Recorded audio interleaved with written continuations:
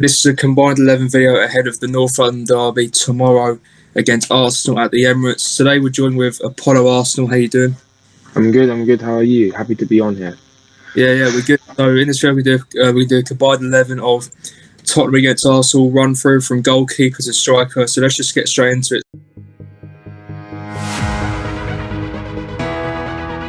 Starting with goalkeeper. I mean, to be honest, I'm gonna have to go with Bernd Leno because, in my opinion, he's a better goalkeeper than Lloris. I love Hugo and I love everything he's done for the club, but to be honest, for me, this combined 11, we can't be biased here. Mm-hmm. For me, it's got to be Bernd Leno. What do you guys think?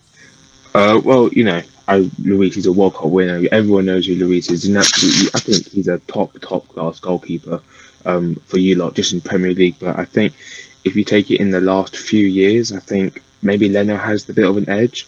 But I respect that decision because I was coming here and I was ready to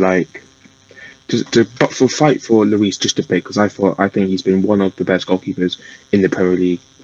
Not for a few years' time, but yeah, I think Leno just edges out just a bit. Both keepers make mistakes, like any keeper, but I think I'll go Leno as well. Completely unbiased decision. I think we all have that subjective bias where we go, this player, my player, but yeah, I would go Leno as well, I think.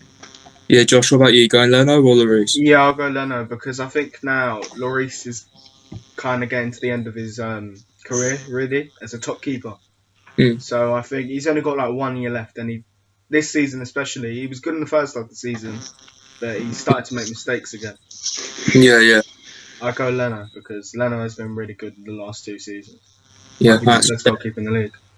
Yeah, that's put Leno as the goalkeeper. Right, moving on to the defence.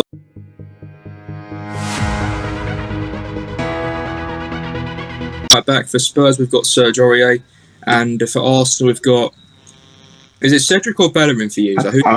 Well, I think just like with I know that not every Spurs fans like Lloris. It's the same thing with Bellerin. People don't think he's a proper right back. They think he's too inverted. But for me, I think Cedric is our starting right back, or should be at least. Yeah. So I think it'd be Aurier versus Cedric. Yeah, Aurier versus Cedric. Josh, I'll start with you. Who would you go with out of Aurier or Cedric? Aurier. I think this season he's been probably one of the most underrated players in the league.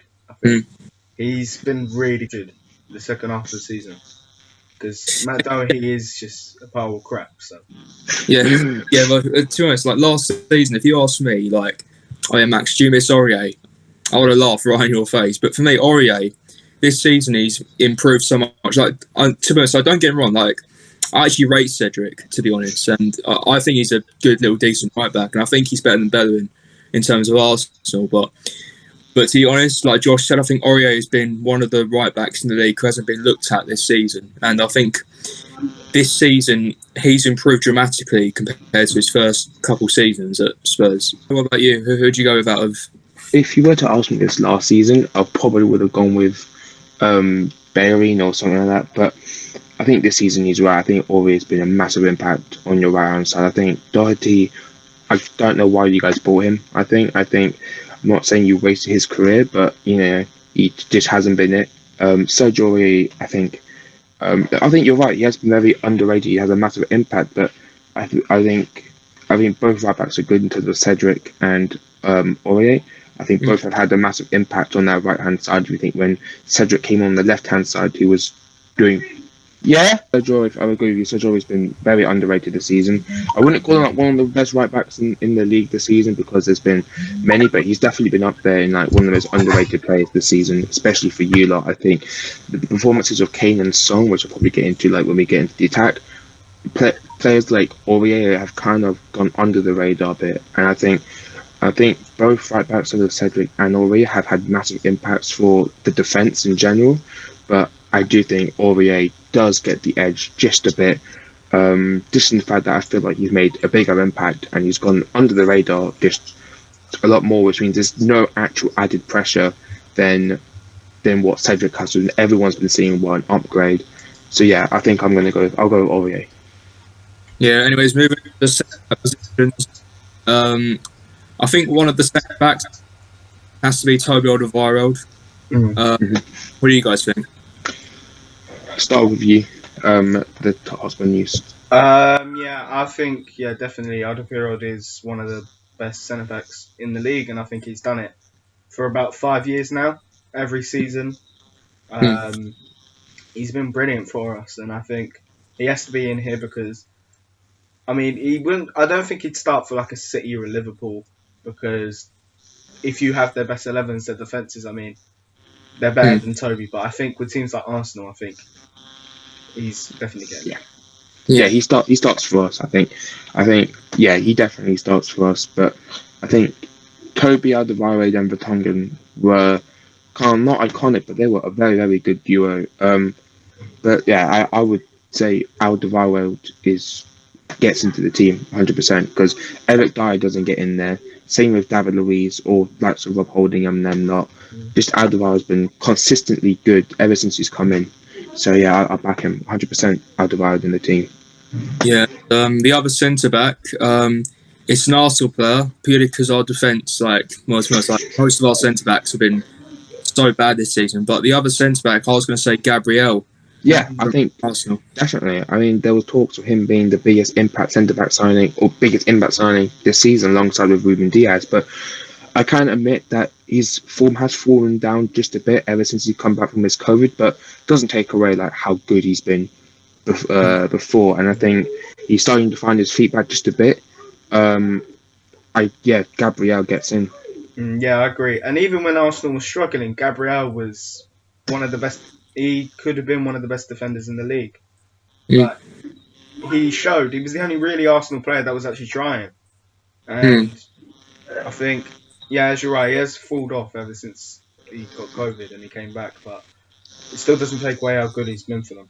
And I think he's been levels above players like Sanchez, Dyer, David Luiz.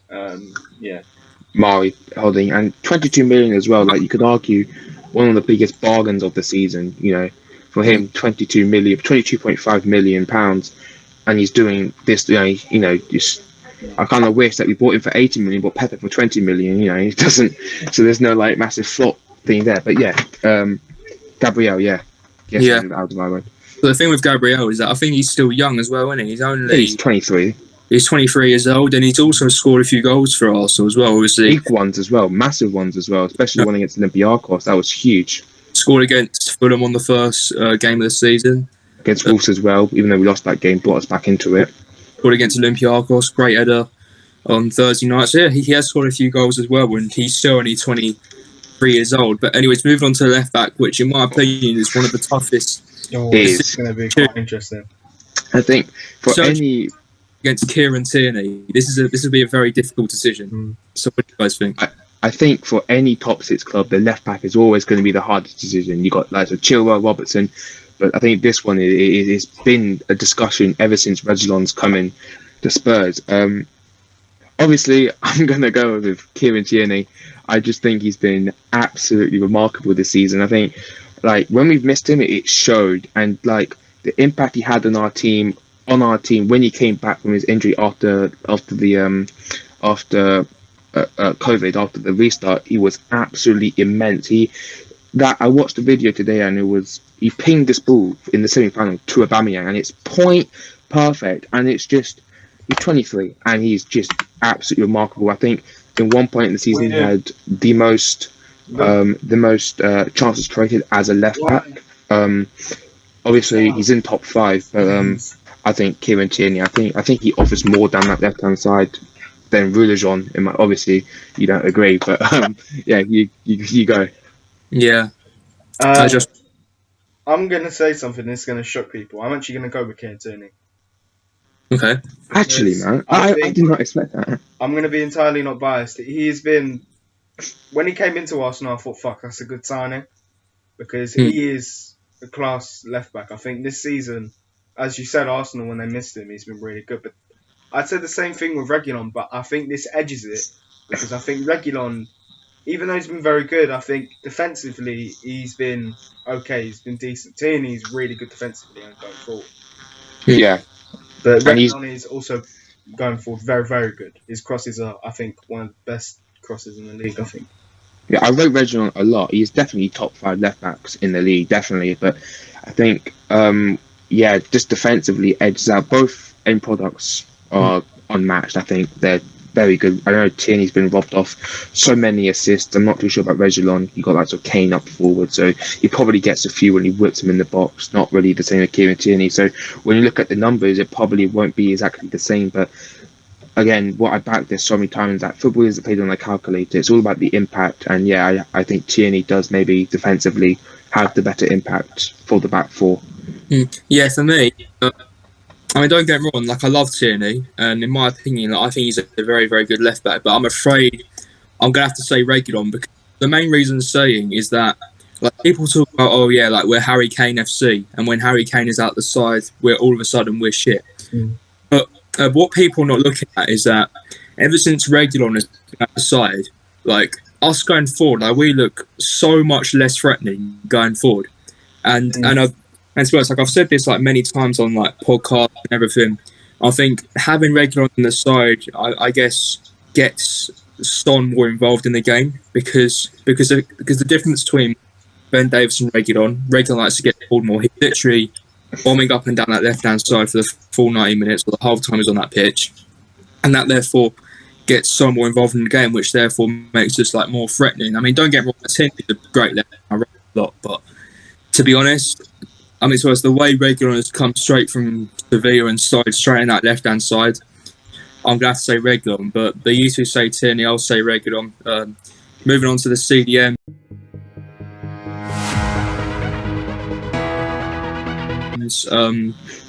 I think, to be honest, one of them has got to be Pierre-Emile Højbjerg. When you say Yeah. I agree. I saw the signing and I was thinking, what are Spurs doing signing him? Because I didn't really like know who this player was, and I'm thinking Spurs, they had to be signing, bigger players than Højbjerg, but the impact he's had on that midfield is just insane. Last season he had with all due respect, lots of Harry Winks and the Celso, and I don't think it was really working out. But I think Højbjerg has just been another level, and he's just been so vital for your midfield. Him partnering up with Ndombele as well. With I think you partnered with him. I think it's just definitely Højbjerg has to get into that pivot too. Yeah, I'd agree. I think honestly, I'd say probably behind Ruben Diaz, he's been the best signing of the summer. I think he's definitely the bargain of the summer because I think he was 15 million, or actually we got him and then we got him for 15, and then we sold Kyle Walker-Peters for 12. So we basically bought him for a 3 million profit. Yeah. So it is a really huge steal, and I think he's had a big impact for us this season. Yeah, and the other three, for me, it's another difficult decision, but for me, purely because of the impact he's made, I'm gonna have to go with Thomas Partey. I mean, don't get me wrong, I love Ndombele, and in my opinion, he's one of the best CDMs in the Premier League, in my opinion, but looking at the impact that Partey's made in that Arsenal midfield, you can't not say him. What do you guys think? I think Partey's world class. He's Champions League proven. He's just incredible. But what about you? I think he's one of the best CDMs in the world. Really, I said this I think last season. Before when he was at Atletico Madrid, he's one of the most underrated players in the world. Really, and I think I think Ndombele is a good player, but I think Partey's been doing it for years. He's done it for about 3 or 4 years now, and Ndombele's only really done it for 2 years with Leon and us. So I'll go with him. Yeah, well, I mean, don't get me wrong, Ndombele's class, and I love him so much. And this season, he's completely changed his form around. Obviously, last season when he played, he was very good. But obviously, his fitness was low. He was lazy. He was quite chubby and weight and stuff. But this season, he's completely turned his form around, and Ndombele's been class. But to be honest, looking at the impact that Partey has made in that Arsenal midfield, so we're going to have to go with Thomas Partey. So far, we've got Leno in goal, Serge Aurier, Alderweireld, Gabriel, and Tierney and Reguilon. Both of us said Tierney and Reguilon, all three of us, and Partey and Højbjerg. So moving on to the centre attacking midfield role. So we've got, I say, Martin Odegaard against Lucas Moura. And to be honest, I'm going to have to go with Martin Odegaard. once again because of the impact he's made on the Arsenal midfield. I mean, what would you say about Odegaard? Yeah, I mean, Lucas Moura isn't a cam, is he? He's quite. I think if you're going to talk about Lucas Moura, you're going to have to put him on the right because it doesn't really make sense to put him at cam. But he hasn't played enough games at cam, I think, to put him there. But I think Martin Odegaard, yeah, ever since he came in at Arsenal, he's been really good. And I think the goal he scored against Olympiacos, his first goal, was good, but the goalkeeper just got too scared of the ball when he flipped it out. So yeah. I mean, for me, out of them two, I'm gonna have to go with Martin Odegaard. I mean, the way he's come in and just strengthened the field and the impact he's made as well is just extraordinary. I mean, So me and Josh are gonna go with Martin Odegaard. So Apollo, out of Lucas Moura and Odegaard, who would you say? Oh, Martin Odegaard. Martin, he's one of the best, one of the hottest prospects, I think, in cam. I think, not in the world, but I think for a long time he's been highly rated. I think his impact just in general has been immense. So yeah, Martin Odegaard. Yeah. So moving on to the front three, this could get quite interesting. Starting off with the right wing. I mean, basing it off Arsenal, we're going to Willian because I think he's had more game time than Pepe, has he not? Yeah, right wing. Yeah, right wing. So we're going to go with Willian against Gareth Bale. Josh, I'll start with you. Who would you go with out of those two? Willian and Gareth Bale, I think this is quite an easy one. I'd go Gareth Bale, but you haven't really talked about, but Saka's played normally on the right this season. Mm-hmm. So I think it's more really Bale and Saka. But I think even then, and I know people aren't going to like what I'm going to say, but I think Bale's better than Saka because he's done it for year and year and year. And I think Bale I know I'm basing it off the last 6 games, but I think if we were to talk 6 games ago, I thought Saka would get in here easily. I think the Bale last 6 games has been absolutely amazing. I think this isn't even Gareth Bale at Real Madrid. This is he's not in his prime anymore, and he's still a world-class player. Yeah. And he's destroying teams week in, week out. But we haven't really seen him do it against a big side yet, but I think we will against Arsenal because he does like to get a goal when he plays Arsenal. I think Willian's been poor this season. He's been awful. The last 2 games masks it over, and I think people are not seeing really what he was doing before. He was doing absolutely nothing. But if you're talking about, I think Gareth Bale has more experience, but if you're talking about throughout the whole season, I will go with Saka because he's been consistent throughout the whole season. When Bale came, he was getting dropped by likes of Bergwijn and Moore, and he wasn't really doing much. But I think if you're talking about overall, then yeah, Bale, he's world class. There's no doubt about it. So yeah, I'll go back Gareth Bale as well. That's fair enough. Well, for me, I'd say Gareth Bale as well because the thing with Bale this season is that, fair enough. Overall, he hasn't been great. Last 4 or 5 games, he's been very, very good. Probably our best player. But for me, the story of Gareth Bale is that at the start of the season when Mourinho played him, he was poor, but he would show 1 or 2 glimpses in the game of him as the Bale from 7 years ago, if you know what I mean. Overall, he would have a poor game, but he would show glimpses of him as the old Bale. And last 5 or 6 games, he's done that. The whole time he's been on the pitch, which is what we want to see.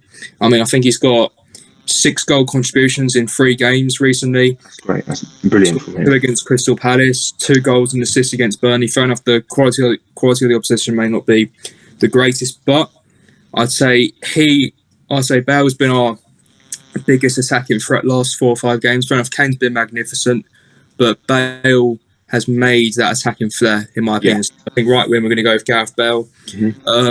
Left wing, Son against, should we say Aubameyang or Aubameyang. We can say Lacazette striker. Yeah, I think Kane. Lacazette and Kane, but we'll go on to that later. Alright, so Paul, I'll start with you. Son or Aubameyang? I've said in my recent videos, if there was one player I had from Spurs on the Arsenal team without a hesitation, that's Son. He is just, I don't know, he's absolutely incredible. I think this season he's definitely shown that.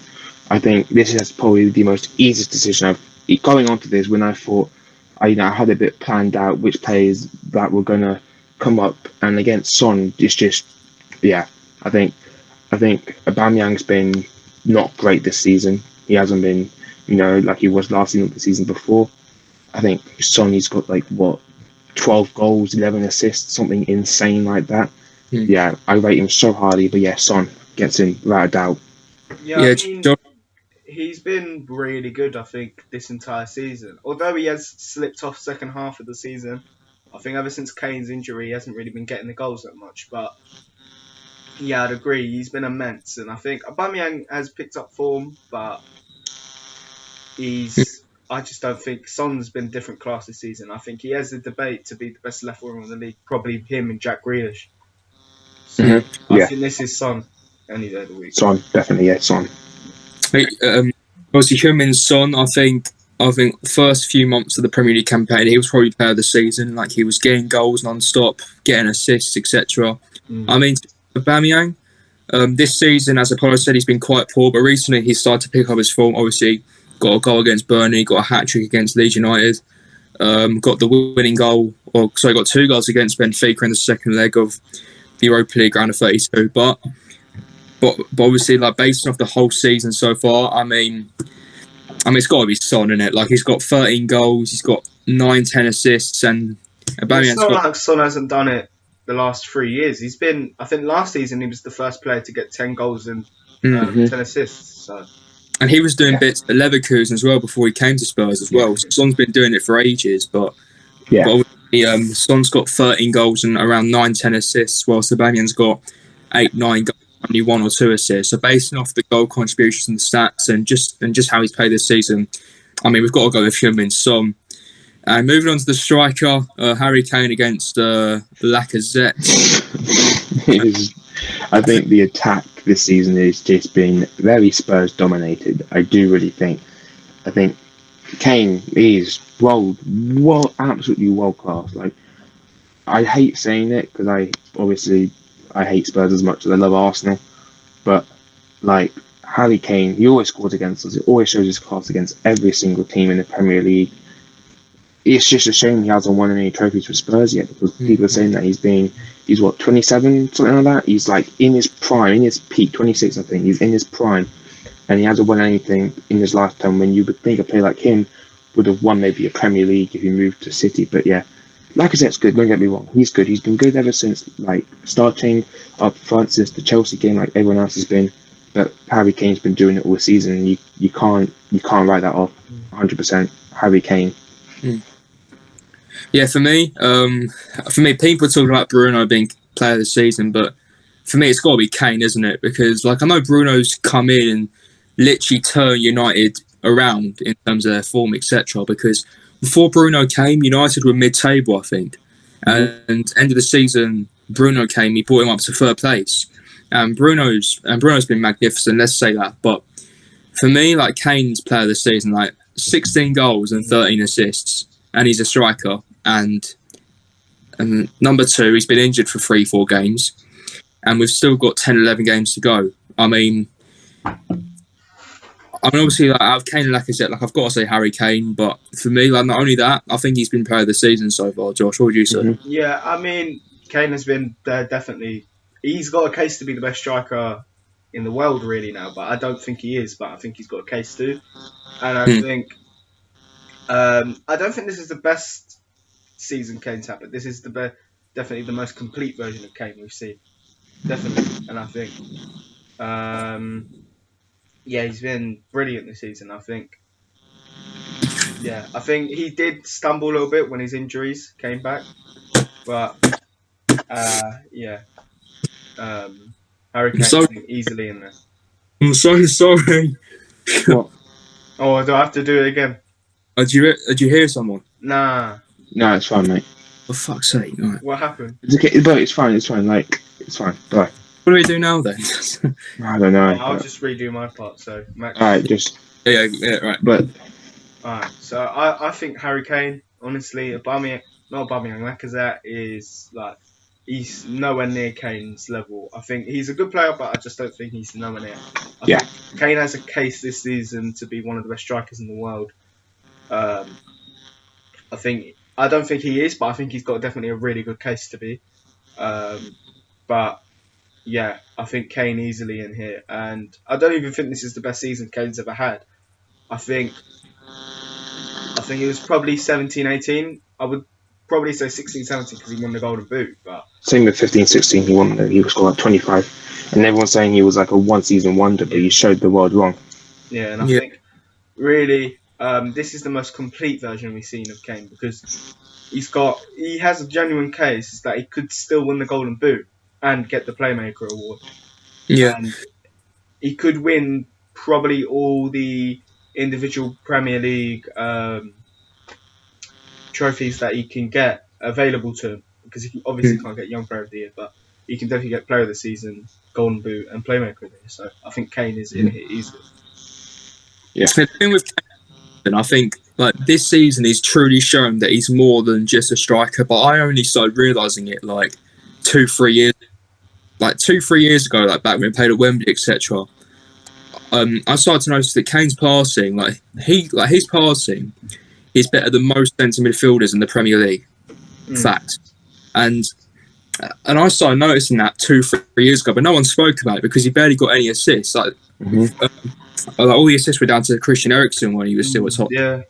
But this season, 13 assists and he's a striker. Like it's just ridiculous, isn't it? Like he's got the most assists in the Premier League. He's got more than Bruno Fernandes, Kevin De Bruyne, two of the best midfielders in the Premier League, in my opinion. Yeah. And he's a striker. Yeah. I think he's got the most in Europe as well. He's got more than players like Thomas Muller, Joshua Kimmich, Di Maria, Neymar. He's got more than all of them. And players like Karim Benzema as well. He's got more goals. So. Yeah. All right, people, that is for the combined 11. Obviously, we'll go through the team one more time. We've got Byrne, Leno in goal, Serge Aurier, Toby Alderweireld, Gabriel, and we'll say Tierney at left back because it was 2 votes to 1. 2-1, yeah. Tierney at left back, Thomas Partey and Højbjerg as our defensive two, with Heung-min Son, Odegaard and Bale, with Kane up top. So that's a very, very strong team. Obviously, North London Derby tomorrow, 4:30. It's going to be a very, very exciting game. Obviously, can Spurs win at Emirates in the Premier League for the first time since 2010? It's just been that long. Yeah. And do the double over Arsenal, I think, for the second time only in the Premier League. Damn, that's going to be a good game. Thank you guys for having me. I really appreciate it. It's been fun. Thanks for watching. Thanks to Paul Arsenal for coming on. And we'll see you guys next